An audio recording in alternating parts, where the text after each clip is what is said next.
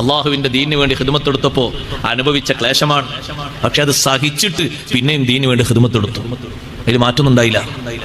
രോഗം വരുമ്പോൾ നമ്മൾ സഹിച്ച് ഖിദ്മത്തെടുക്കണം, സഹിക്കണം. അള്ളാഹു തആല തൗഫീഖ് തരട്ടെ.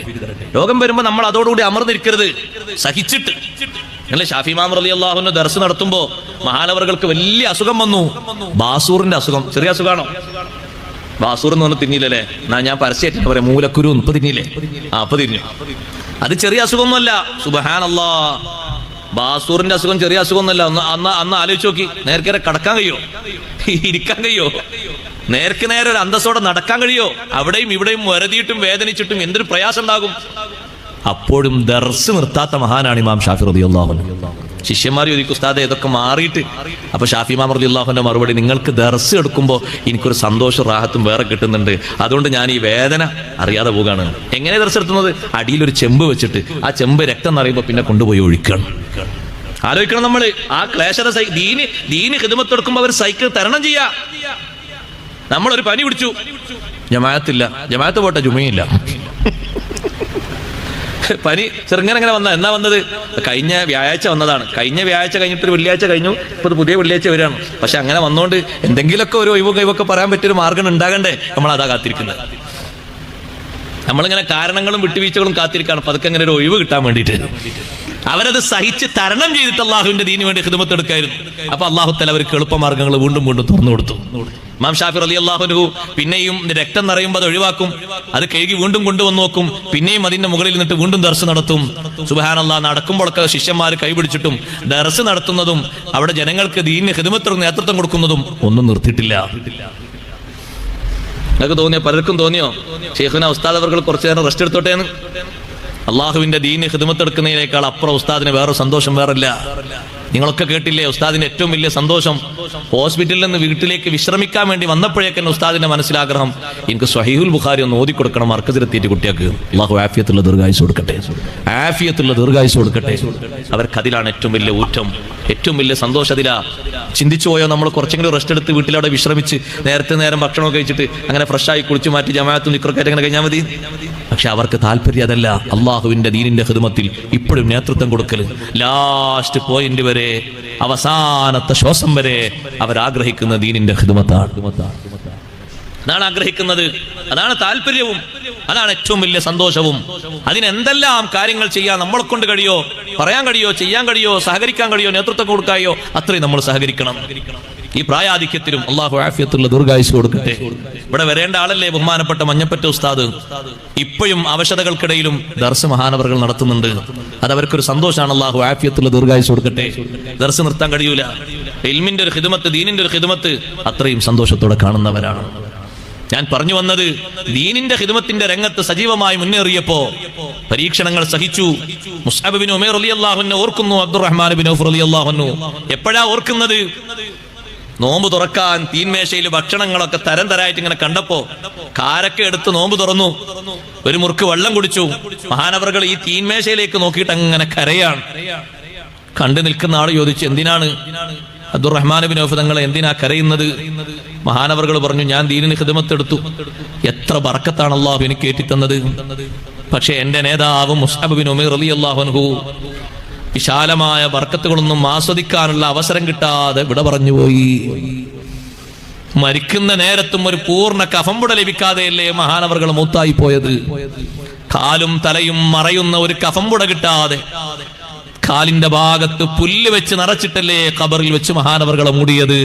ഖുത്തില മുസ്അബ് ബിൻ ഉമൈർ വഹുവ ഖൈറും മിന്നീ, എന്നെക്കാളും വലിയ ഉത്തമനായ നേതാവ് ഉഹുദിൽ ഷഹീദായപ്പോഴും ദുനിയാവിന്റെ സൗകര്യങ്ങൾ കുറച്ചല്ലേ ഉപയോഗിക്കാനും സ്വീകരിക്കാനും കഴിഞ്ഞതുള്ളൂ. മഹാനവറുകൾ ആലോചിക്കുകയാണ്, ആ അബ്ദുറഹ്മാൻ ബിൻ ഔഫ് റളിയല്ലാഹു അൻഹു സമ്പത്ത് ഏറെ അള്ളാഹു നൽകിയപ്പോ, നേരത്തെ ഞാൻ പറഞ്ഞില്ലേ വാഹനങ്ങളിൽ ചരക്ക് വരുന്നത്, ലാഭം കിട്ടിയാൽ ആ ലാഭത്തിന്റെ നല്ലൊരു ശതമാനം അഷ്റഫുൽ ഖൽഖ് സല്ലല്ലാഹു അലൈഹി വസല്ലം തങ്ങളുടെ വഫാത്തിന് ശേഷം ഏറ്റവും അധികം അവിടുന്ന് പരിഗണിച്ചത് ഉമ്മഹാത്തുൽ മുഅ്മിനീങ്ങളെയാണ്. ആയിഷ റളിയല്ലാഹു അൻഹയുടെ വീട്ടുപടിക്കൽ കൊണ്ടുപോയി വെക്കും. 700 ദിർഹം ഉണ്ടാകും, ചിലപ്പോഴൊക്കെ 800 ഉണ്ടാകും. ലാഭത്തിനനുസരിച്ച് വീതം കൊണ്ടുപോയി വെച്ചിട്ട് പറയും, ഇത് കഴിഞ്ഞ ആഴ്ച കച്ചവടം ചെയ്തിട്ട് കിട്ടിയതാണ്, ഇതാ ഇവിടെ വെച്ചിട്ടുണ്ട്, എടുത്തോളൂ ഉമ്മ. എന്താണ് അവരെ പതിവെന്നറിയുമോ? നബി സല്ലല്ലാഹു അലൈഹി വസല്ലം തങ്ങൾ ഉള്ള കാലത്ത് ഹദിയ കൊണ്ടുപോയി കൊടുത്തിരുന്നൊരു വീടാണ് ആയിഷ റളിയല്ലാഹു അൻഹയുടെ വീട്. തങ്ങളെ വഫാത്തിന് ശേഷവും ആ പതിവ് നിർത്താൻ പറ്റൂല, ഇപ്പോഴും കൊടുക്കേണ്ടതുണ്ട്. അതെ, അന്ന് കൊടുത്തെങ്കിൽ ഇന്നും കൊടുക്കണം, അവസാന സമയം വരെ കൊടുക്കണം. അബ്ദുറഹ്മാൻ ഇബ്നു ഔഫ് റളിയല്ലാഹു അൻഹു പോലെ മറ്റു മഹാന്മാരും ആ മാർഗം സ്വീകരിച്ചു പോയി. റബ്ബ് സുബ്ഹാനഹു വ തആല അല്ലാഹുവിന്റെ ദീനീ രംഗത്ത് പ്രവർത്തിക്കുമ്പോ കഷ്ടപ്പാടുകളും വിഷമങ്ങളും അനുഭവിച്ചിട്ടും ദീനിൽ ഉറച്ചു നിന്ന് പ്രവർത്തിക്കുന്ന ആളുകൾക്ക് മുന്നേറ്റം അല്ലാഹുവിന്റെ ഒരു വഅദാണ്. വഅദല്ലാഹുല്ലദീന ആമനൂ മിൻകും വഅമിലുസ് സ്വാലിഹാത്തി ലയസ്തഖ്ലിഫന്നഹും ഫിൽ അർളി വലയുമക്കിനന്ന ലഹും ദീനഹുമുല്ലദീ ഇർതദാ ലഹും വലയുബദ്ദിലന്നഹും മിൻ ബഅദി ഖൗഫിഹിം അംനാ. ഈമാനോടെ പ്രവർത്തിക്കുന്ന സൽക്കർമ്മങ്ങളിലായി മുഴുകുന്ന ആളുകൾക്ക് അല്ലാഹു നൽകുന്ന വാഗ്ദാനമാണ്. ലയസ്തഖ്ലിഫന്നഹും ഫിൽ അർളി, ഭൂമിയിൽ അവർക്ക് അല്ലാഹു പ്രാതിനിധ്യം നൽകും. എത്ര പ്രയാസങ്ങൾ വിഷമങ്ങൾ ദീനീ രംഗത്ത് സഹിച്ചാലും അല്ലാഹു ഭൂമിയിൽ അവർക്ക് പ്രാതിനിധ്യം നൽകും. വലയുമക്കിനന്ന ലഹും ദീനഹുമുല്ലദീ ഇർതദാ ലഹും, അല്ലാഹു അവർക്ക് വേണ്ടി തൃപ്തിപ്പെട്ട ദീനേതാണോ ആ ദീനീ രംഗത്ത് പ്രവർത്തിക്കാനുള്ള സൗകര്യം അല്ലാഹു കൊടുക്കും. വലയുബദ്ദിലന്നഹും മിൻ ബഅദി ഖൗഫിഹിം അംനാ, നേരത്തെ ഭയമായിരുന്നു, പേടിയായിരുന്നു, ആ പേടിക്ക് ശേഷം നല്ല സുരക്ഷിതത്വം അല്ലാഹു പകരം നൽകിയിട്ട് നല്ല ഹിമ്മത്ത് അല്ലാഹു ഉയർത്തി കൊടുക്കും. ഇത് അല്ലാഹു മുഅ്മിനീങ്ങൾക്ക് നൽകുന്ന വാഗ്ദാനമാണ്. നബി സല്ലല്ലാഹു അലൈഹി വസല്ലം തങ്ങളുടെ വഫാത്തിന് ശേഷം കിസ്റയും കൈസറും ഖാദിസിയയും ഒക്കെ വിശുദ്ധ ഇസ്ലാമിന്റെ കീഴിൽ വന്നത് സ്വഹാബിമാര് കഠിനാധ്വാനം ചെയ്ത് അല്ലാഹുവിന്റെ ദീനിന് വേണ്ടി പ്രവർത്തിച്ചപ്പോഴാണ്. വലിയ സഹായം അല്ലാഹു അവർക്ക് നൽകി. അവര് വിശ്രമിക്കാനിരുന്നില്ല, അവര് സന്തോഷത്തോടെ മുന്നേറിയപ്പോ വലിയ വിജയങ്ങളല്ലേ അല്ലാഹു തആല സമ്മാനിച്ചത്. ഏറ്റവും കൂടുതൽ പ്രശ്നമായി കണ്ടിരുന്ന ഒന്നല്ലേ മുസൈലിമത്തുൽ കദ്ദാബിന്റെ രംഗപ്രവേശം. മുസൈലിമയെ വാഴ്ത്തുന്ന ബനു ഹനീഫ ഗോത്രക്കാര് ആ മുസൈലിമക്ക് അവര് പേര് വിളിച്ചിരുന്നത് വരെ റഹ്മാനുൽ യമാമ എന്നാണ്. യമാമയിലെ റഹ്മാൻ, കള്ളപ്രവാചകനായ മുസൈലിമക്ക് അവര് വെച്ചിരുന്ന പേരാണ്. അലി റളിയല്ലാഹു അൻഹു പറഞ്ഞു അവർക്ക് വാക്ക് മാറിപ്പോയതാണ്, റഹ്മാനുൽ യമാമ എന്നല്ല പറയേണ്ടത്, ശൈത്താനുൽ യമാമ എന്നാണ്. അലി റളിയല്ലാഹു അൻഹു പറഞ്ഞു അങ്ങനെയാണ് പറയേണ്ടത്. അല്ലാഹു തആലാക്ക് സ്വന്തമായിട്ടുള്ള റഹ്മാൻ എന്നൊരു ഇസ്മു പോലും ഈ മുസൈലിമത്തുൽ കദ്ദാബിനെ അവര് വെച്ച് കെട്ടി. മുസൈലിമയെ ഒരു ആരാധ്യനായി അവർ കണ്ടുപോയി. അത് വലിയൊരു പ്രശ്നമായിട്ട് പിന്നീട് ഉടലെടുത്തപ്പോ സ്വഹാബിമാര് നബി സല്ലല്ലാഹു അലൈഹി വസല്ലം തങ്ങളുടെ വഫാത്തിന് ശേഷം അബൂബക്കർ സിദ്ദീഖ് റളിയല്ലാഹു അൻഹുവിന്റെ നേതൃത്വത്തിൽ, ഖാലിദ് ഇബ്നുൽ വലീദ് റളിയല്ലാഹു അൻഹുവിന്റെ നേതൃത്വത്തിൽ മുസൈലിമയോട് എതിർത്ത് നിന്നിട്ട് പോരാടിയപ്പോ റബ്ബ് സുബ്ഹാനഹു വ തആല വലിയ വിജയം നൽകി, സ്വഹാബിമാരെ സഹായിച്ചു. മുസൈലിമത്തുൽ കദ്ദാബിന്റെ വാദങ്ങൾ മാത്രമല്ല, അവന്റെ ശക്തിയും അവന്റെ സ്വാധീനവും എല്ലാം തകർന്നു തരിപ്പണമായി പോയി. സഹോദരങ്ങളെ, അള്ളാഹുവിന്റെ ദീനീ രംഗത്ത് നല്ല ശക്തമായി സജീവമായി നമ്മൾ പ്രവർത്തിക്കണം. ഓരോ നാട്ടിലും ഓരോ മഹല്ലത്തിലും അതിനുള്ള പ്രവർത്തനങ്ങൾ നമ്മൾ സജീവമാക്കണം. അതാരോടും ഉള്ള എതിർപ്പിന് വേണ്ടിയല്ല, വിദ്വേഷത്തിന് വേണ്ടിയല്ല, വൈരാഗ്യത്തിന് വേണ്ടിയല്ല, അള്ളാഹുവിന്റെ പൊരുത്തത്തിന് വേണ്ടി മാത്രമാണ്. ഇഖ്ലാസോടുകൂടെയുള്ള അമല് നമ്മൾ ചെയ്യുമ്പോ റബ്ബ് സുബ്ഹാനഹു വ തആല അവന്റെ ഭാഗത്തു നിന്ന് വലിയ സഹായങ്ങൾ അല്ലാഹു തആല ചൊരിച്ചു തരും. ആ ഒരു ബറക്കത്തിനോളം വലിയ ബറക്കത്ത് വേറെ ഇല്ല. നബി സല്ലല്ലാഹു അലൈഹി വസല്ലം തങ്ങൾ പറഞ്ഞു, കുടുംബങ്ങളിലും വീടുകളിലും താമസിക്കുന്ന ആളുകൾക്ക് വലിയ ബറക്കത്തുണ്ടാകണമോ? അൽ ബറക്കത്തു മഅൽ അകാബിരി. പ്രായം ചെന്ന ആളുകൾ നമ്മുടെ വീടുകളിൽ താമസിക്കണം. പ്രായമുള്ള ആളുകളെ കൊണ്ട് ഒരു പ്രത്യേക ബറക്കത്തുണ്ടോ? ഉണ്ട്. ഇപ്പത്തെ സിറ്റുവേഷനൊക്കെ വേറെയാണ്. അല്ലോ ഇപ്പൊ അടുത്തൊരു ചിത്രം കണ്ടു. നാടൊന്നും ചോദിക്കരുതേ, പറയാൻ ബുദ്ധിമുട്ടുണ്ട്. എന്താ ചിത്രം എന്നറിയാം നിങ്ങൾ? 3 മക്കളുണ്ട് ഒരു ബാപ്പക്കും ഉമ്മക്കും. 3 മക്കളും വേറെ വീട് വെച്ച് താമസിച്ചു. ഈ ബാപ്പയും ഉമ്മയും അങ്ങേയറ്റത്ത് പ്രായം എത്തിയിട്ടുണ്ട്.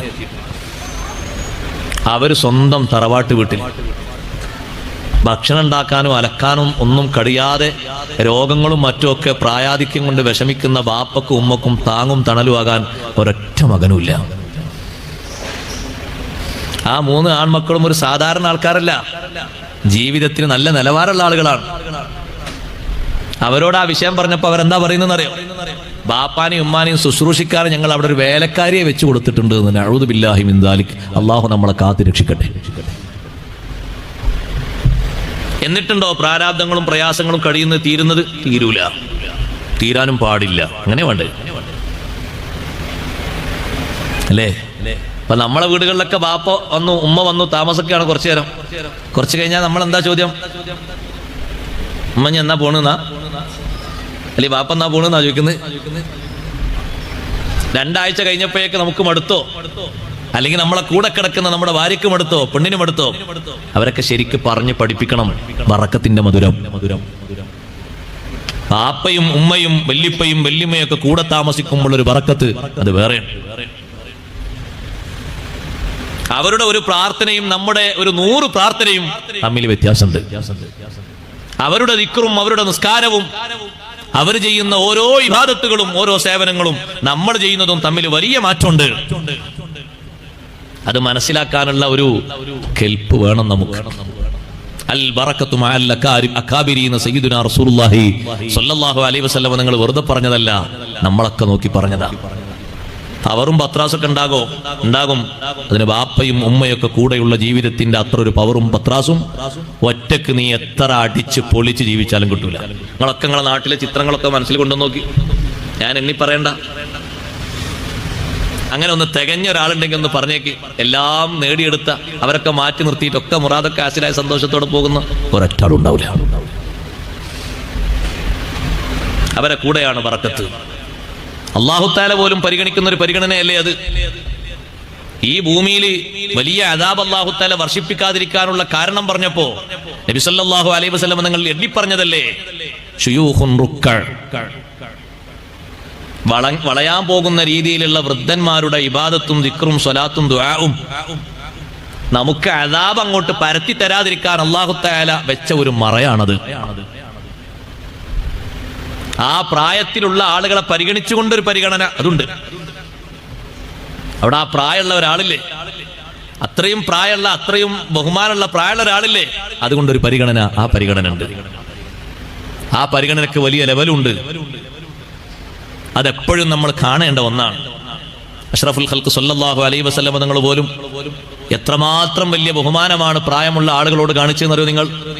മക്ക വിജയത്തിന്റെ അന്ന് ബഹുമാനപ്പെട്ട സയ്യിദുനാ അബൂബക്കർ സിദ്ദീഖ് റളിയല്ലാഹു അൻഹു മദീനയിൽ നിന്ന് മക്കയിലേക്ക് എത്തിയതാണ്. അപ്പൊ സിദ്ദീഖ് റളിയല്ലാഹു അൻഹുവിന്റെ ഉപ്പ മകളോട് പറഞ്ഞു, മകളെ എന്താ ഒരു ശബ്ദമൊക്കെ കേൾക്കുന്നുണ്ടല്ലോ കഅബന്റെ ഭാഗത്തുനിന്ന്. ശരിക്കും ഒരു കാഴ്ചക്കൊരു ചെറിയ കുറവുണ്ട് ഉപ്പാക്ക്, പ്രായം അത്രയും കൂടുതലുണ്ട്. സിദ്ദീഖ് റളിയല്ലാഹുവിന്റെ ഉപ്പ സ്വന്തം മോളോട് പറയാണ്, ഒന്ന് ആ ഉയരത്തിലേക്ക് ഒരു ചെറിയ കുന്നുണ്ട് വീടിന്റെ അപ്പുറത്ത്, ഒന്ന് അങ്ങോട്ട് കൈപിടിച്ചേ, ഞാൻ നോക്കട്ടെ എന്താണ്. നോക്കിയാൽ കാണുന്നില്ല, പക്ഷെ ഈ മോൾക്ക് നോക്കിയാൽ കാണും. മോളോട് ചോദിച്ചു, എന്താ അവിടെ കാണുന്നുണ്ടോ? അവിടെ കുറെ ആളുകൾ തടിച്ചുകൂടി നിൽക്കുന്നത് കാണുന്നുണ്ട്. നബി സല്ലല്ലാഹു അലൈഹി വസല്ലം നിങ്ങളെ കൂടെ മദീനത്ത് നിന്ന് മക്കയിലേക്ക് വന്നവരെന്നെ 10,000 ഉണ്ട്. പിന്നെ മക്കത്തുള്ള ആളുകളും മറ്റൊക്കെ വേറെ കുറെ ആളുകൾ തടിച്ചുകൂടി നിൽക്കുന്നുണ്ട്. അപ്പൊ സിദ്ദീഖ് റളിയല്ലാഹുവിന്റെ ഉപ്പ പറഞ്ഞു, എങ്കിൽ നബി സല്ലല്ലാഹു അലൈഹി വസല്ലം തങ്ങളും സഹാബത്തൊക്കെ വന്നിട്ടുണ്ടാകും, അതാണ് ആ കാണുന്നത്. എനിക്ക് അവരടുത്തേക്കൊന്ന് പോകണം, എനിക്ക് നബി സല്ലല്ലാഹു അലൈഹി വസല്ലം തങ്ങളൊന്ന് കാണണം. ആ ആഗ്രഹം പറഞ്ഞപ്പോ സിദ്ദീഖ് റളിയല്ലാഹു അൻഹു കുറച്ചു കഴിഞ്ഞപ്പോ വീട്ടിൽ വന്നു. ഉപ്പാന്റെ കൈയും പിടിച്ച് നേരെ കൊണ്ടുപോകാണ് കഅബയുടെ സമീപത്തേക്ക്, നബി സല്ലല്ലാഹു അലൈഹി വസല്ലം ഇരിക്കുന്ന ഭാഗത്തേക്ക്.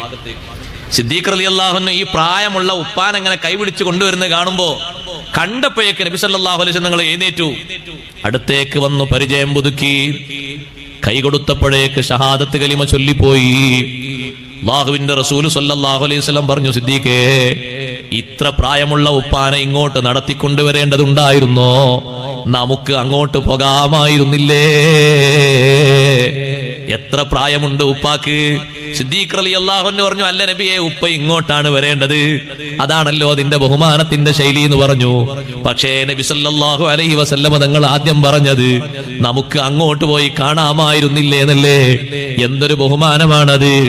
പ്രായമുള്ള ആളുകളെ എപ്പോഴും ബഹുമാനിക്കണം. അവരിൽ നിന്ന് ഒരുപക്ഷെ പ്രായത്തിന്റെ അങ്ങേ അറ്റം എന്ന നിലക്ക് ചില വാക്കുകൾ രസിക്കാതെ വരും, ചില പ്രവർത്തനങ്ങൾ സുഗമമല്ലാത്ത രീതിയിൽ വരും. ക്ഷമിക്കണം ഉമ്മമാരെ, ചെറുപ്പക്കാരികളെ, നല്ല ക്ഷമയോടുകൂടെ സഹനത്തോടുകൂടെ വർത്തിക്കണം.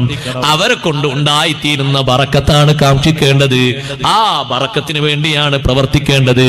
ബഹുമാനപ്പെട്ട കലീമുല്ലാഹി മൂസാ അലൈഹിസ്സലാം, അവിടുത്തേക്കാൾ എത്രയോ പ്രായമുള്ള ശുഐബ് നബി അലൈഹിസ്സലാമിന്റെ നിർദ്ദേശം കേട്ട് 10 വർഷക്കാലം മഹാനവറുകൾക്ക് ഖിദ്മത്ത് ചെയ്തില്ലയോ?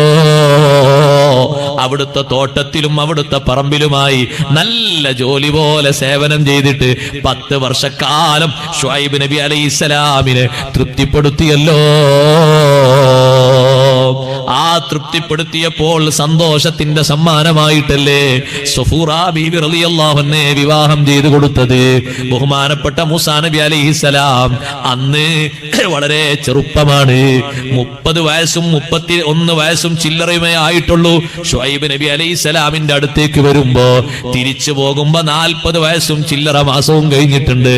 ആ ശുഐബ് നബി അലൈഹിസ്സലാമിന്റെ മകളെ കല്യാണം കഴിച്ചു കൊടുത്തു. രണ്ടാളും കൂടി വീണ്ടും മിസ്റിലേക്ക് പോവുകയാണ്.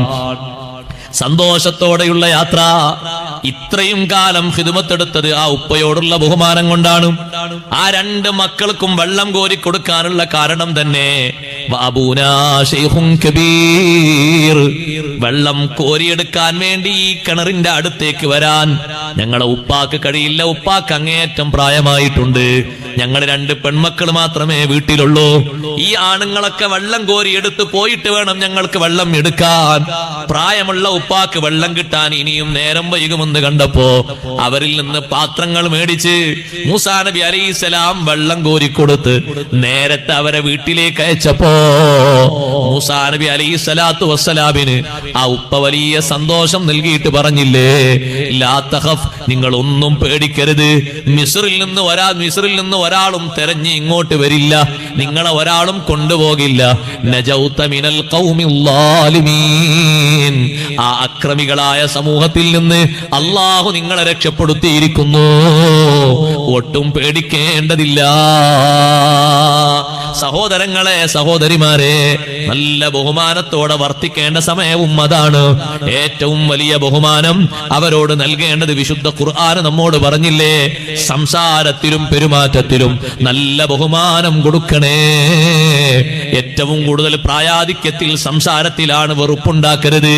പ്രായാധിക്യത്തിൽ സംസാരത്തിലും പെരുമാറ്റത്തിലും നല്ല ശ്രദ്ധ വേണം. ചിലപ്പോഴൊക്കെ അവർ കാണുമ്പോൾ അവർക്ക് ദഹിക്കാത്ത വിഷയങ്ങളാണെന്ന് കരുതിയിട്ട് പലതും എണ്ണി എണ്ണി പറഞ്ഞേക്കും. നമ്മളെ പ്രായത്തിന്റെ കുറവ് കൊണ്ട് നമ്മൾ സ്വീകരിക്കേണ്ടത് വഖുല്ലഹുമാ ഖൗലൻ കരീമാ, അവരെ വിരട്ടി ഓടിക്കരുത്, വിഷമിപ്പിക്കരുത്, മറ്റൊരു സ്ഥലത്തേക്ക് പോയി താമസിക്കാൻ പറയരുത്, ഞാൻ നിർദ്ദേശിക്കും പോലെ ഇവിടെ താമസിക്കണമെന്ന നിർദ്ദേശം പറയരുത്. വഖുല്ലഹുമാ ഖൗലൻ കരീമാ, ബഹുമാനത്തോടെയുള്ള മാന്യതയോടുള്ള വർത്തമാനം പറയണം. എത്ര സങ്കടപ്പെടുത്തുന്ന വാക്കുകൾ പറഞ്ഞാലും പ്രായം കൂടിയവരല്ലേ എന്ന നിലക്കൊരു വലിയ പരിഗണനയും ക്ഷമയും നമ്മുടെ ഭാഗത്ത് നിന്നും ഉണ്ടാകണം. അപ്പോഴാണ് ആ വലിയ ബറക്കത്ത് ലഭിക്കുക. ചെറിയൊരു വിഷയം ഉണ്ടാകുമ്പോഴേക്ക് സഹോദരിമാരോട് ഞാൻ പറയട്ടെ, കംപ്ലൈന്റ് പറഞ്ഞിട്ട് ഭർത്താവിനോട്, പിന്നെ ഇങ്ങനെയാണെങ്കിൽ ഞാൻ എൻ്റെ വീട്ടിൽ പോയിട്ട് അവിടെ താമസിക്കാം. എന്താ പ്രശ്നം? ഒന്നുമല്ല, എൻ്റെ കുട്ടി ഒന്ന് അങ്ങോട്ട്, എൻ്റെ കുട്ടി എന്ന് പറഞ്ഞത് യുമാന്റെ പേര് കുട്ടി തന്നെയല്ലേ, ഒന്ന് അങ്ങോട്ട് പോയപ്പോഴേക്ക് അവിടെ ഒരു ചെറിയ ക്ലാസ് എടുത്ത് പൊട്ടിച്ചപ്പോഴേക്ക് ഉമ്മ വാക്ക് പറയാൻ തുടങ്ങി. ആ കുട്ടി ഇപ്പുറത്തേക്കൊന്ന് പിന്നെയും വാക്ക് പറയാൻ തുടങ്ങി. അപ്പൊ ഈ ഭർത്താവ്, കേൾക്കുന്ന ഭർത്താവ് ആ പെണ്ണിനെ നല്ലോണം ഉപദേശിക്കണം. അങ്ങനെ ഉമ്മ പറഞ്ഞോ, എന്നാ ഉമ്മ അവിടെ നിന്നോട്ടൊരു കാര്യം ചെയ്യും, നീ ഒരു വാഹനം വിളിച്ച് പതുക്കെ നിന്റെ വീട്ടിലേക്ക് വെക്കും. അങ്ങനല്ല പറയേണ്ടത്. ക്ഷമിക്കാനും പൊറുക്കാനും സഹകരിക്കാനുള്ള നല്ല ഉപദേശങ്ങൾ കൊടുക്കണം. ഇതുപോലെ ഒരു ഉമ്മ അപ്പുറത്ത് നിങ്ങളെ വീട്ടിലും ഉണ്ടായിരുന്നു. ആ ഉമ്മാക്കും സ്വസ്ഥത വേണ്ടേ? കുറച്ചുകൂടി കാലം കഴിഞ്ഞാൽ ഈ ഉമ്മയെപ്പോലെ പ്രായമുള്ളൊരു ഉമ്മയായിട്ട്, ഉമ്മാമയായിട്ട് നീയും വരും. ഈ ഉമ്മയോട് നീ എങ്ങനെയാണോ സ്നേഹത്തോടെ വർത്തിക്കുന്നത്, പെരുമാറുന്നത്, അതിനേക്കാളും നല്ല സ്നേഹം നിനക്ക് കിട്ടണമെന്ന് ഇപ്പോൾ തന്നെ ആഗ്രഹം ഉണ്ടാകും പ്രായം കൂടുതലാകുമ്പോൾ. പക്ഷെ അന്ന് ഒരു സ്നേഹവും ബഹുമാനവും ഒക്കെ കിട്ടണമെങ്കിൽ ഈ മാതാപിതാക്കൾക്ക് ഇപ്പോൾ ഗുണം ചെയ്യണം. അതാണല്ലോ അതിന്റെ മാർഗം. നമ്മളെ മക്കൾ നമ്മളെ ബഹുമാനിക്കാനും ഗുണം ചെയ്യാനുള്ള മാർഗം എന്താ? ബിർറു ആബാഅക്കും തബിർറുക്കും അബ്നാഉക്കും സദഖ റസൂലുള്ളാഹി സ്വല്ലല്ലാഹു അലൈഹി വസല്ലം. നിങ്ങൾ നിങ്ങളെ മാതാപിതാക്കൾക്ക് ഗുണം ചെയ്യണം, എന്നാ നിങ്ങളെ മക്കൾ നിങ്ങൾക്കും ഗുണം ചെയ്യും. അതാണ് അതിന്റെ മാർഗം. അപ്പൊ എങ്ങനെയാണോ അവരെ പോറ്റുന്നത്, അവരോട് സമീപിക്കുന്നത്, പെരുമാറുന്നത്, കഷ്ടപ്പെടുത്തിയിട്ടാ ആ ഒരു കഷ്ടപ്പാട് അതിനേക്കാളും മൂർച്ചയിൽ അനുഭവിക്കേണ്ടി വരും. ഒരു പക്ഷേ ഡിഗ്രി കൂടുതലായിരിക്കും, കുറച്ചുകൂടി കനത്തിലായിരിക്കും അല്ലാഹു തആല തരുന്നത്, വിഷമം കൂടുതലായിട്ട്. അല്ല, സ്നേഹത്തോടെ വാത്സല്യത്തോടെ പെരുമാറി നല്ല സന്തോഷത്തോടെ ഇടപഴകി സേവനങ്ങളൊക്കെ ചെയ്ത് അവരെ ബുദ്ധിമോശം കൊണ്ടോ പ്രായാധിക്യം കൊണ്ടോ ഉണ്ടായിത്തീരുന്ന വൈകല്യങ്ങളും അതുപോലെ തന്നെ അവരിൽ നിന്ന് രോഗമോ മറ്റോ കാരണമായിട്ട് ഉണ്ടായിത്തീരുന്ന ചില വിഷമങ്ങളും വൃത്തികേടുകളൊക്കെ സഹിച്ച് തരണം ചെയ്തുള്ള ഖിദ്മത്ത്, ആ ഖിദ്മത്തിനേക്കാളും സന്തോഷിപ്പിക്കുന്ന ഖിദ്മത്തായിരിക്കും നമ്മളെ മക്കളെ കൊണ്ട് അല്ലാഹു നമുക്ക് തരാം. അപ്പൊ നമ്മളെ മക്കൾ നന്നാകാനുള്ള ഒരു കാരണവും ഈ ബാപ്പാർക്കും ഉമ്മാർക്കും നമ്മൾ ചെയ്യുന്ന ഖിദ്മത്താണ്. അതാണ് അതെപ്പോഴും മനസ്സിലാക്കിയെടുക്കേണ്ട ഒരു കാര്യമാണ്. സ്വന്തം വീട്ടിലാകെ നമ്മൾ വേറെ വീടൊക്കെ വെച്ച് മാറുമ്പോൾ തൽക്കാലം സമാധാനം ഉണ്ടാകും. ഇപ്പൊ നീ ക്ഷമിച്ചോ, ഇപ്പൊ നീ സഹിച്ചു എന്നൊരു വാക്കാണ് ആദ്യം തന്നെ പറയുന്നെങ്കിൽ പിന്നെ ആ വീട് ഉണ്ടാക്കുന്നത് വരെ അതിന്റെ വാളായിരിക്കും. വീടുണ്ടാക്കി കഴിഞ്ഞിട്ട് പിന്നെ ബാപ്പയും ഉമ്മയോടെ താമസിക്കുമ്പോൾ നിങ്ങളല്ലേ പറയും നമ്മളെ വീടുണ്ടാക്കി കഴിഞ്ഞാൽ സമാധാനം ഉണ്ടാകുന്നു, ഇപ്പോഴും അങ്ങനെ തന്നെയല്ലേ എന്നായിരിക്കും പിന്നെ. അതുകൊണ്ട് ആദ്യം കൊടുക്കേണ്ട ബാലപാഠം, നിർദ്ദേശങ്ങൾ നമുക്ക് കുറച്ചു കാലം കൂടി സഹിച്ചാൽ മതി എന്നതല്ല. പ്രായാധിക്യത്തിലുള്ള ഉമ്മയല്ലേ ബാപ്പയല്ലേ, അവരോട് പൊരുത്തക്കേടരുത്. പൊരുത്തക്കേടിന് എന്തെങ്കിലും വാക്കോ മറ്റോ പ്രായാധിക്യം കൊണ്ട്, പ്രായം കൂടുമ്പോൾ ചിലപ്പം ബുദ്ധിക്ക് ചിലപ്പം കുറവ് വരും, ഓർമ്മശക്തി കുറയും, അതുപോലെ തന്നെ കേൾവിക്ക് കുറവ് വരും, കാഴ്ചക്ക് കുറവ് വരും, ചിലതൊന്നും പറഞ്ഞത് ഓർമ്മ ഉണ്ടാവില്ല, അതുകൊണ്ട് 2, 3, 4 വട്ടമൊക്കെ പറയും. അങ്ങനെയൊക്കെ ഉണ്ടാവും. ചിലപ്പം 10 വട്ടം പറഞ്ഞു ഒരു ദിവസം. അത് ചെറുപ്പത്തിൽ നമ്മൾ 10 അല്ല 20 അല്ല 25 വട്ടം പറഞ്ഞിട്ട് നമ്മളൊന്നും നോവിച്ചിട്ടില്ലായിരുന്നു, നമ്മളോടൊന്നും പറഞ്ഞിട്ടില്ലായിരുന്നു. പക്ഷെ നമ്മളിപ്പത് മറന്നു, പലതും മറന്നു. ചോദിച്ചതിന് എത്ര വട്ടം ചോദിച്ചിട്ടുണ്ട്. മുന്നിൽ കൊണ്ടുവന്ന് നിർത്തിയൊരു വാഹനത്തെ കണ്ടപ്പോ, ആ വാഹനത്തിന് ഒരു മോഡലൊക്കെ കണ്ടപ്പോ മകൻ ചോദിച്ചു ഉമ്മാനോട്, ഉമ്മ എന്താണത്? മോനെ അതിന് പിന്നെ ടിപ്പർ എന്നാ പറയും. കുറച്ചുകൂടി കഴിഞ്ഞപ്പോ പിന്നെയും ചോദിക്കണം, എന്താ അത്? ടിപ്പർ എന്നാണ്. 10 വട്ടം ചോദിച്ചപ്പോഴും യാതൊരു വിഷമത്തിന്റെ ഒരു വാക്കും പറയാതെ 10 വട്ടം ഒരേ മറുപടി. എന്ത് രസമായിട്ടാ പറഞ്ഞത്. പക്ഷെ ഇപ്പൊ പ്രായാധിക്യം കൂടിയിട്ട് ഒരു കാര്യം തന്നെ 4, 5 വട്ടം പറയുമ്പോഴേക്ക് ഇതന്നെയല്ലേ നേരത്തെ പറഞ്ഞേ, പിന്നെയും പറയാ തുടങ്ങി. നമ്മൾ ഇപ്പോൾ അരച്ചു കാടാൻ തുടങ്ങി. അങ്ങനെ ആയാലെങ്ങനെ? നമ്മൾ നമ്മളെ കാര്യമൊക്കെ മറന്നിട്ടല്ലേ ഈ ചോദിക്കുന്നത്, ഈ സംസാരിക്കുന്നത്. അങ്ങനെ ആയാൽ ബർക്കത്തുണ്ടാകൂല. നിങ്ങൾ വിചാരിച്ച് ബർക്കത്ത് എന്ന് പറഞ്ഞാൽ ബാരിക്കലനാഫി ഷാബാന എന്ന് പറയുമ്പോഴേക്ക് അല്ലാഹു തആല തരുന്ന ആ കാത്തിരുന്നോളൂ, ഇപ്പൊ തരും. കൊട്ടക്കണക്കിന് ഇപ്പൊ തരും. ഇവിടെ കീശയൊക്കെ നിറച്ച കൊടുത്തരും ഒരു ദ്വാ നടത്തുമ്പോഴേക്ക്. അതിന് നല്ലോണം അധ്വാനിക്കണം, യത്നിക്കണം. എന്നാൽ അല്ലാഹു തആല തരുന്നൊരു കയ്യും കണക്കും ഉണ്ടാകൂല. ഇഷ്ടം പോലെ തരും. ബാപ്പയെയും ഒരു ബാപ്പയെ, പഴയ കാലത്ത് ഒരു ബാപ്പയെ നോക്കി ഒരു മകൻ, 4 മക്കളുണ്ട് ചരിത്രത്തിൽ കാണാം. 4 മക്കളിൽ ഒരു മകൻ ബാപ്പയെ നല്ലോണം നോക്കി, കഴിവ് കുറഞ്ഞ മോന. പക്ഷെ നോക്കുമ്പോഴൊക്കെ, ചെലവ് ചെയ്യുമ്പോഴൊക്കെ മറ്റു മക്കൾ പറയും നോക്കാനൊക്കെ നോക്കിയൊക്കെ, പക്ഷേ ഇതിന്റെ പേരിൽ അനന്തര സ്വത്തിൽ നിന്ന് വേറെ ഒന്ന് ഏറെ വാങ്ങരുത്. ഓ വാപ്പാനെ മുമ്പ് ബരി മരിച്ചാലോ? അല്ല, അങ്ങനെ ചിന്തിച്ചൂടെ? ഇപ്പറഞ്ഞ ആൾക്കാർ വാപ്പാനെ മുമ്പ് മരിച്ചാലോ, വരാൻ അനന്തരം അങ്ങോട്ടല്ലേ ഇട്ട കൊണ്ടിട്ടോ? ഈ മരിച്ചു എന്നുള്ളതിന്റെ പേരിൽ ആ ബാപ്പാനെ അനന്തര സ്വത്ത് മക്കൾ കിട്ടുമോ? മക്കളോട് ഉണ്ടാവുമ്പോൾ പേരക്കുട്ടിയെ കിട്ടുമോ? ബാപ്പാനെ നോക്കിക്കോളൂ, ബാപ്പാനെ ചികിത്സിക്കുന്നതിന് കുഴപ്പമൊന്നുമില്ല. ലൈസലക്കും മിൻ മീറാസിഹി ഷൈ. അനന്തര സ്വത്ത് വല്ലതും മോഹിച്ചുകൊണ്ട് നോക്കണ്ട കേട്ടോ. മറ്റാ സഹോദരന് ബാപ്പാനെ അനന്തര സ്വത്ത് കിട്ടിയില്ലെങ്കിലും വേണ്ടില്ല, എന്റെ ബാപ്പ എന്നുള്ള അർത്ഥത്തിൽ നല്ലോണം പോറ്റി വളർത്തി ബാപ്പാക്ക് വേണ്ട ശുശ്രൂഷകളൊക്കെ ചെയ്തു. ബാക്കിയുള്ളവരൊക്കെ ഓരോ വിഷയങ്ങൾ വരുമ്പോ പറയും നോക്കിക്കോളൂ, ഒന്നും ആ പ്രതീക്ഷിച്ചൊന്നും വേണ്ട. സുബ്ഹാനല്ലാഹ്, മരിക്കുന്നത് വരെ ബാപ്പാനെ നോക്കി, പൊന്നുപോലെ നോക്കി. അത്ര കഴിവൊന്നുമില്ല, വളരെ സാഹസികമായിട്ടാണ് നോക്കിയത്. ദിനേന അധ്വാനിച്ച് കിട്ടുന്ന ചെറിയ കൂലി കൊണ്ട് കുടുംബം പോറ്റുന്ന കൂട്ടത്തിൽ സുക്കേടിലായി കിടക്കുന്ന ബാപ്പാനെയും നോക്കി. മരിക്കുന്നത് വരെ ബാപ്പാക്കുള്ള റാഹത്തായ അവസ്ഥകളൊക്കെ ചെയ്തു കൊടുത്തു. മരിച്ചു കഴിഞ്ഞപ്പോഴും ബാക്കിയുള്ള സഹോദരങ്ങൾ പറഞ്ഞു, ബാപ്പാന്റെ അനന്തര സ്വത്തിൽ നിന്ന് നോക്കി എന്നതിന്റെ പേരിൽ നിനക്കൊന്നുമില്ല. അദ്ദേഹം പറഞ്ഞു, എനിക്ക് പ്രത്യേകം ഒന്നും വേണ്ട, അനന്തര സ്വത്തിന്റെ വീതമായിട്ട് വല്ലതും അർഹതപ്പെട്ടതുണ്ടെങ്കിൽ എനിക്ക് മതി, ഇല്ലെങ്കിൽ അതും വേണ്ട. സുബ്ഹാനല്ലാഹ്. ബാപ്പ അദ്ദേഹത്തിന്, മരിച്ചുപോയ ബാപ്പ അദ്ദേഹത്തിന് സ്വപ്നത്തിൽ ദർശനം കൊടുക്കുന്നു. ബാപ്പയുടേതായി അവർക്കൊന്നും അറിയാത്ത സ്വത്തൊരു സ്ഥലത്തുണ്ട്, അത് വേണമെങ്കിൽ നീ എടുത്തോളൂ, അതൊരു 500 ദിർഹമുണ്ട്. പക്ഷേ ആ ചെറുപ്പക്കാരൻ ചിന്തിക്കുന്നു, എനിക്കത് വേണ്ട. കാരണം സ്വന്തം സഹോദരന്മാര് അവര് സ്വത്തിന്റെ പീറകളാണ്. അവരിതറിഞ്ഞിട്ട് ഇനി വേറൊരു യുദ്ധത്തിന് നിൽക്കണ്ടല്ലോ. അവരോട് പറഞ്ഞു, ബാപ്പാന്റെ ഒരു സ്വത്ത് അവിടെയുണ്ട്, അത് നിങ്ങൾക്ക് വേണമെങ്കിൽ എടുത്തോളൂ. കേൾക്കേണ്ട താമസമേ ഉള്ളൂ. എത്ര പെട്ടെന്നാ ഓടിപ്പോയതെന്ന് പിന്നെ ചോദിക്കേണ്ടിയില്ല. രണ്ടാമത് ആ ബാപ്പ ദർശനം കൊടുത്തു. ഒരു 100 ദിർഹമുണ്ട് വേറൊരു സ്ഥലത്ത്, ഇവർക്കൊന്നും അറിയില്ല. അത് അയാൾ ഇത്തരം പോയി ചോദിച്ചാൽ മതി. കാരണം കിട്ടാനുള്ള കണക്ക് ഓർമ്മ ഉണ്ടാവില്ലല്ലോ, കൊടുക്കാളല്ലേ ഓർമ്മ ഉണ്ടാവുള്ളൂ അല്ലെ? അതല്ല എങ്ങനെ ഉണ്ടാവുള്ളൂ? അങ്ങനെ ഉണ്ടാവുള്ളൂ. ആ കണക്കാ ബാപ്പ പറയുന്നത്. അപ്പൊ ആ 100 ദിർഹമിന്റെ കണക്ക് പറഞ്ഞപ്പോഴും ഈ ചെറുപ്പക്കാരൻ പറഞ്ഞു, വേണ്ട. കാരണം ആ 100 ദിർഹം എങ്ങാനും ഞാൻ വാങ്ങിയാൽ ഇവര് വെറുതെ വിടുമോ? ഒരു 100 ദിർഹമുണ്ട് ബാപ്പാൻ്റെ അവിടെ. 100 ദിർഹമോ? എവിടെ? അഡ്രസ് വെച്ച് ഇവര് പോയി ഇത് വാങ്ങി. മൂന്നാമതായിട്ട് ബാപ്പ പറഞ്ഞു, 1 ദിർഹമുണ്ട് ഒരാളുടെ കയ്യിൽ, ഒറ്റ ദിർഹം. അപ്പൊ ഇവർ പറഞ്ഞു, ഒന്നല്ലേ, അങ്ങനെ എടുത്തോളി. ബാക്കിയുള്ള സഹോദരങ്ങൾ പറഞ്ഞു, 1 ദിർഹമല്ലേ? ഔ, എന്തോ ഒന്ന് വിട്ടെടുത്തതേ. തീറ മാറിയിട്ടല്ല, ഒന്നെങ്കിലും കൊടുക്കണ്ടേന്ന് കരുതിയിട്ട്, നാട്ടുകാരെത്തി പറയാൻ കരുതിയിട്ട്, ഒന്നല്ലേ എടുത്തോളി. സുബ്ഹാനല്ലാഹ്. അല്ലാഹു തആല ബർക്കത്ത് കൊടുക്കാൻ വിചാരിച്ച ഒന്ന് പോരെ? ആ മതി. ഈ മകൻ ആ ഒരൊറ്റ ദിർഹവുമായിട്ട് അങ്ങാടിയിലേക്ക് പോകാണ്, എന്തെങ്കിലുമൊക്കെ സാധനം വീട്ടിലേക്ക് വാങ്ങിക്കൊണ്ടുവരാൻ വേണ്ടി. അപ്പൊ ഒരു മത്സ്യം വിൽക്കുന്ന ആളെ കണ്ടപ്പോ, ഒരു വലിയ മത്സ്യം ഇങ്ങനെ ഉണ്ട്, കണ്ണൊക്കെ തുറച്ചിങ്ങനെ നിൽക്കുന്നു. ഇത് തരുമോന്ന് ചോദിച്ചു. ഇതിന് ചെറിയൊരു പഴക്കമുണ്ട്. ആ പഴക്കം പ്രശ്നമല്ല, ഇത് തരുമോ? 1 ദിർഹമേ എന്റെ കയ്യിലുള്ളൂ. ആ 1 ദിർഹം മതി, അതിനെ ധാരാളം കൊണ്ടുപോയി. അങ്ങനെ അവിടെ ഇവിടെയൊക്കെ പൊട്ടിയൊരു മത്സ്യം അത് വീട്ടിൽ കൊടുത്ത് ഭാര്യനെ ഏൽപ്പിച്ചു. ഭാര്യ അതിങ്ങനെ തുറന്നു നോക്കുമ്പോ അതിന്റെ ഉള്ളിൽ ഒരു മുത്ത് ലഭിച്ചു. ഒരു മുത്ത് എവിടെയുള്ളത്? കടലിലല്ലേ വലിയ മുത്ത്. യഖ്റുജു മിൻഹുൽ ലുഅ്ലുഉ വൽ മർജാൻ. മുത്തൊക്കെ അല്ലാഹു തആല കേന്ദ്രീകരിച്ച് വെച്ചൊരു സ്ഥലല്ലേ കടല്, ബഹറ്. ഒരു മുത്ത് കിട്ടി. ആ മുത്ത് കിട്ടിയപ്പോ ഭർത്താവിനോട് പറഞ്ഞു, ഭർത്താവേ, ഈ മത്സ്യത്തിന്റെ ഉള്ളിൽ നിന്ന് കിട്ടിയതാണ്.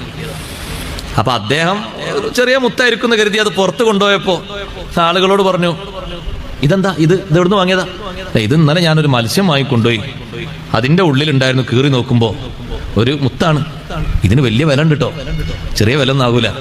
ഇതിന്റെ ആൾക്കാരെ കാണിച്ചു നോക്കി. ആൾക്കാരെ കാണിച്ചപ്പോ അവര് പറഞ്ഞു, ഒരു 30,000 ദിർഹം കിട്ടും. അയ്യോ, നേരത്തുള്ള 500 പോയി, 100 പോയി. സങ്കടല്ല, ഒരൊറ്റ ദിർഹമിൽ അല്ലാഹു തആല കൊടുക്കുന്ന ബറക്കത്താ. ഒരു 30,000 ദിർഹം എങ്ങാനും കിട്ടും ഇതിന്. 30,000 ദിർഹമോ? ഇയാൾ ചോദിച്ച അത്ഭുതത്തോടെ. ഈ ഒരു മുത്തിന് 30,000? ഇതിനെന്താ വില? ഇങ്ങനെ ഒരു മുത്ത് ഇയാളെ കയ്യിലുണ്ട് എന്ന് നാട്ടിലെ രാജാവിന് വിവരം കിട്ടി. രാജാവ് ആ മുത്തിന് കൊട്ടാരത്തിലേക്ക് ചെല്ലാൻ പറഞ്ഞു. ആ മുത്ത് ഇങ്ങനെ നോക്കിയിട്ട്, കൊട്ടാരത്തിലുള്ള മുത്തും പിന്നെ രത്നങ്ങളൊക്കെ നോക്കുന്ന ആൾക്കാർ നോക്കിയിട്ട്, അതിന് ചില സ്പെഷ്യൽ ആൾക്കാരുണ്ടല്ലോ, അവർ നോക്കിയിട്ട് പറഞ്ഞു, രാജാവേ, ഇതിന് ഒരു ഇണ കൂടി അല്ലെങ്കിൽ ഒരു തുണ കൂടി ഇതിന് വേറൊന്നുകൂടി ഉണ്ടാകും. അതുകൂടി കിട്ടിയാൽ, ഇദ്ദേഹത്തിന് 2ഉം കൂടി കിട്ടിയാൽ 1,00,000 ദിർഹം കൊടുക്കാന്ന്. അല്ലാ, ബാക്കിയുള്ള സഹോദരന്മാരത് അറിയണ്ടല്ലേ. ഇനി അറിഞ്ഞിട്ടെന്താ കാര്യം? ബാപ്പ മരിച്ച മണ്ണിലെത്തിയില്ലേ?